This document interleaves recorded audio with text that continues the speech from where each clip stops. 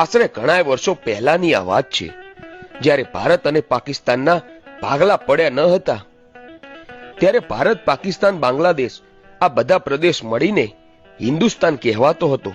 એ વખતની આ વાત છે. હાલનું જ્યાં પાકિસ્તાન આવેલું છે, પહેલાના સમયમાં એ સિંધ પ્રદેશ કહેવાતું હતું. એ સિંધ મલકમાં હામિર સુમરો નામનો મુસલમાન રાજા રાજ કરતો હતો. એ ઘણો જ અધર્મી, અન્યાયી અને પાપી હતો. માલધારીઓની ગાયો ભેંસોને લૂંટતો અને લોકોને મારી નાખતો. આ ખૂંખાર હામિર સુમરાનું નામ કોઈ જ ન લેતું. એવામાં સિંધ મલકમાં એક 61 વર્ષની વિધવા બાઈ રહેતી હતી, જેનું નામ લાલબાઈ હતું. જેની પાસે ઘણી ગાયો અને ભેંસો હતી. એને રોજ ચરાવવા જતી અને પોતાનું ગુજરાન ચલાવતી.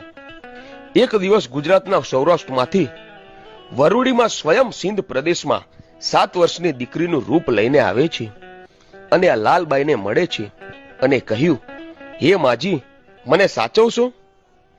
લાલબાઈએ પૂછ્યું,